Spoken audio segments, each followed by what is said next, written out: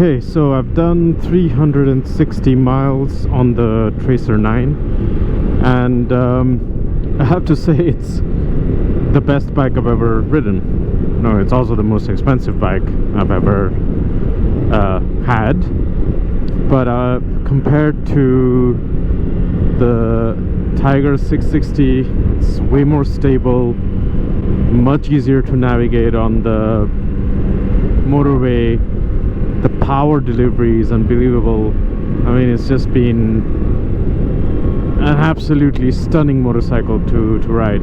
And for the type of riding that I like to do, which often involves going on highways, the interstate here in the United States, before moving to beautiful roads like where I am today, the Blue Ridge Parkway, wonderful place. A couple of hours on the interstate on the Tiger 660 was not fun. The bike would get blown around a little bit in the when passing big 18-wheelers. The lack of cruise control meant that a couple of hours on that bike and I was pretty fatigued. My hands would get tired. I put in grip puppies, I think, on it just to help, but you just have your wrist locked in a position for ages. And here, oh look, little fox, hello. But here I just put on the cruise control, and it's just great. The brakes are pretty good, maybe a little neutral feeling compared to the Tiger 660. I think the Tiger 60 brakes were great. I think they were Nissan, not top of the line Brembos or anything like that, but I really got good feedback of what the brake was doing. The brakes here, especially the front and the rear brake to a certain extent, they feel kind of neutral. They feel kind of, you don't get much feedback on like what's going on. I mean, they're great. The stopping power is awesome, but it's just you kind of have to get used to it a little bit. Otherwise, one thing, the engine. Okay, it is a phenomenal engine. I love it. Makes great power, but also makes all kinds of weird ticking noises. And I spent a whole bunch of time reading forums and asking people on Reddit whether this like weird clicking sound that was coming from the engine was normal, and they said, yep, it's just the CP3 engine, that's just what it does. Hello, butterfly. So I haven't had any problems whatsoever. I've done a whole bunch of riding, bunch of slow speed maneuvering in the city, lots of highway cruising. I mean, it's only been 360 something miles. I think by the time that this ride is done, I will have I have another 200 miles maybe to go today, a bit more. So I'll be close to the break-in service at 600, and then we'll see. I am also getting heated grips and a quick shifter fit when I take the bike in next week for the first break-in service. But the parts were not super expensive.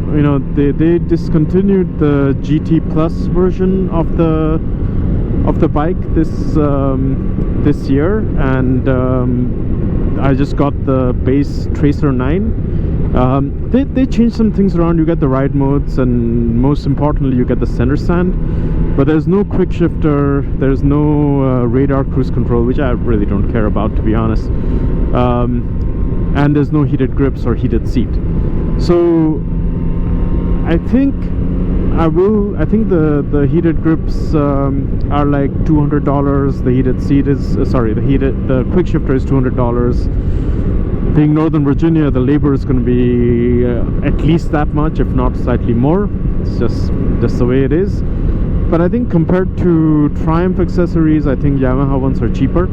I looked into getting quick shifter fitted on the 660. It just was too expensive, and I know now in the 2025 model it comes as standard, so I had a 23, bit of a bummer. But I don't mind pulling in the clutch. I think it's absolutely fine.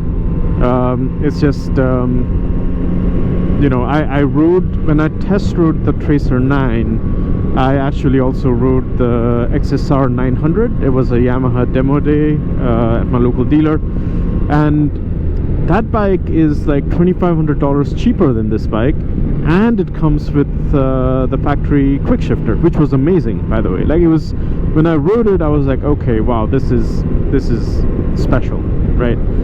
So we'll see how the accessory quick shifter works on the Tracer, and should be good. But in the meanwhile, I'm still having an absolute blast riding this bike. I mean, the wind protection is really good.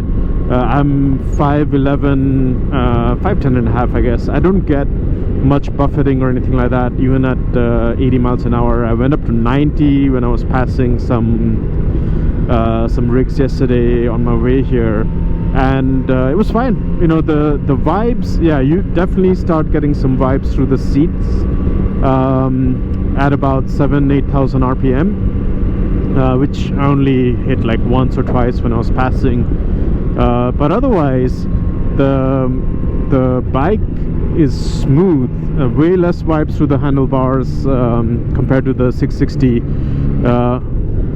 Check out this view, and yeah, it's been absolutely great.